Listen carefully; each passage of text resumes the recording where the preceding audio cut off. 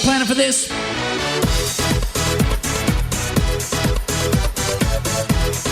Welcome back, TPR Nation. This is your co-founder, Micah Shalansky, with you, and I want to give you another amazing episode of Tips from the Trenches. Now, one of the things that Jarvis and I preach time and time again is time blocking. The essence of time blocking is controlling your calendar, doing things in a more systemized fashion, a more repetitious fashion, so you can get more efficient at doing an activity, which makes it take less and less time. This whole Parkinson's law concept, right? Things will take as long as you allow them to take. Now, a quick example of that is our surge meetings, right? Surge meetings are phenomenal. They're taking off like wildfire through the industry, which I absolutely love because it really empowers you to deliver hyper massive value to clients in a period in time, then transition to training, transition to other segments of your life, which is great. So a portion that comes up with this, time blocking is absolutely a key fundamental in the perfect RIA. The other thing that comes up is delegation. And how and what do you delegate to your team? And really this can go two ways. I either see advisors that aren't delegating anything, that really think that the only way to get things done competently is for themselves to do it because it takes way too long to delegate to their team and their team can't do it competently. All right, so that's one way. Or the second thing that they run into is they want to delegate absolutely everything. Sometimes I run into that camp myself, and they're really not doing things that they need to do. And there has to be some good balance of things. So here's the approach that I take when I'm looking at delegation. Number one, is this something that only I can do? Now, yes, we could argue another advisor could do it something else. That's not the question I'm asking. Rule of success number 3, be intentional. I'm being very intentional about this question. Is this something in this client relationship that I'm the only one that can do? Easy example, a client meeting, right? I don't have anyone else run my client meetings. Yes, we have other advisors in our office, but they have their own clients. So I'm the only one that runs that client meeting.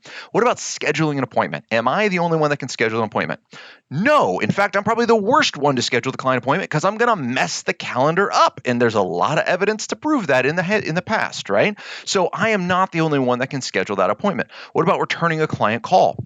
Depends. What's the client call about? Is it about scheduling? Is it about a money transfer? Is it about these other things that my team is better handled to do? Or is it about a planning question? Micah, I just inherited $1 million and I got some concerns on how much taxes I'm going to pay. Yep, that is a good call for me to jump on because there could be a whole lot of issues with that.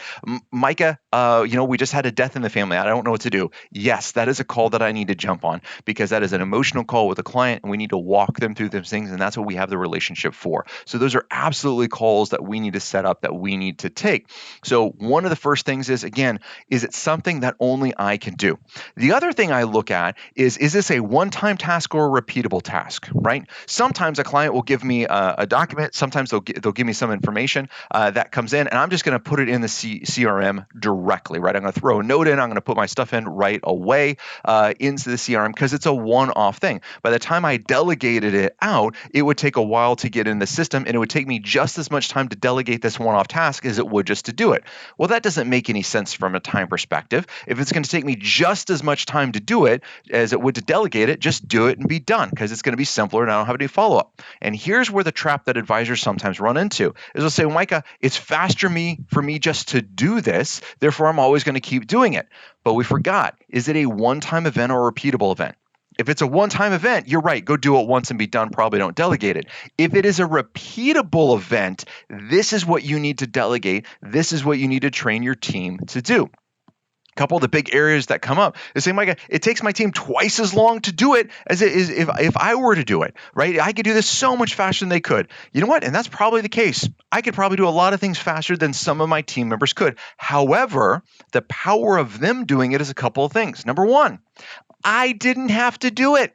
It did not take my time. That means now I have time to go work with clients. Now I have time to be strategic in my business. Now I have time to deliver massive value in other ways. So if it's a repeatable event, even though it's going to take someone longer to do it than you would, allowing them to do it makes them more trained, better, successful, and frees up your time. The other part, and I just kind of mentioned it right there, is it trains your team to be successful. If everything is solely dependent upon you, you have a very limited practice. And guess what? If that's what you're going for, all you want is that 50, 75 clients, you're going to cap out, you're going to be good, that's the lifestyle you want, well then rock on, good for you. That's not what we're solving for. We're solving for rapid growth with massive value to clients and high level of customer service. And the way to do that is with a team that is trained and empowered to deliver that value. So what does that mean? I have to give them the opportunity to do things, but I also have to review it. This, again, is one of the issues that advisors run into. When they delegate things, and by the way, I'm raising both my hands right now because I'm super guilty of this. Once I've delegated, it's done, it's off my mindset, and it should be done complete. Yes and no. Sometimes in this delegation process, things still need to come back to you to check up on.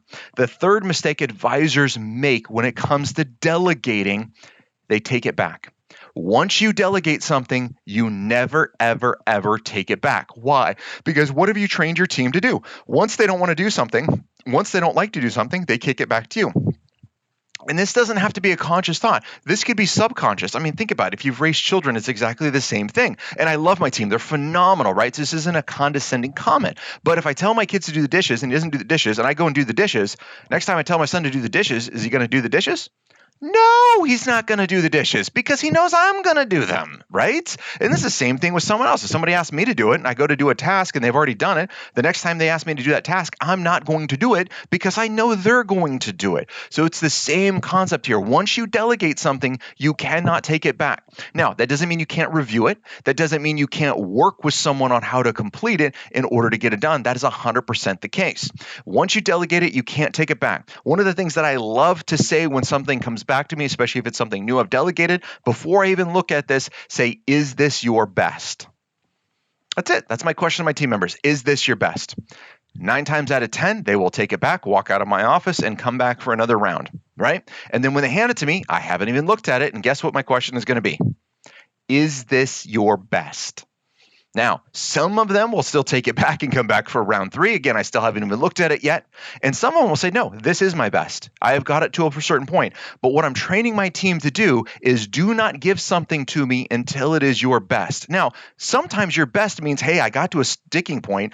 I don't know what to do in this particular case, and I need your help. That's okay. One of my superpowers, we are problem solvers. One of your superpowers, you're probably a problem solver, right? We can solve problems. That's what we're paid the big bucks to do. So it's okay for your team to come and ask a question, but you may not take that task back. Help solve that problem, kick it back to them until it's 100%. Once they feel it's 100% their best, then you take it over and review it. Really, really important stuff. Number 1, again, reviewing these kind of top 3 that I'm looking at in delegating tasks. Is this something that only I can do? Number 2, is this a one-off or repeatable thing? If it's one-off, I'm probably just going to do it. If it's a repeatable thing, I'm absolutely going to delegate it. And then number 3, once it's delegated, do not bring it back. Use these 3 lenses when you're this week, right now in your practice, when you're talking to your team, when you're delegating things out. Number 1, is it only something that you can do? Number 2, is this a one-off or repeatable task? And number 3, once it's delegated, never bring it back. And once you start implementing that, and it's a little painful to do at first, but you're going to see all of a sudden your team is empowered. Now they can make decisions. Now they can get things done. Now you're not the linchpin holding that business back. You're now all growing together. It's a phenomenal tool to make sure you can continue delivering massive value to your team members, which also means it delivers massive value to your clients. Guys, that's it for this week. Until next time, happy planning. Hold on before we go. Something that you need to know. This isn't tax, legal, or investment advice. That isn't our intent. Information designed to change lives.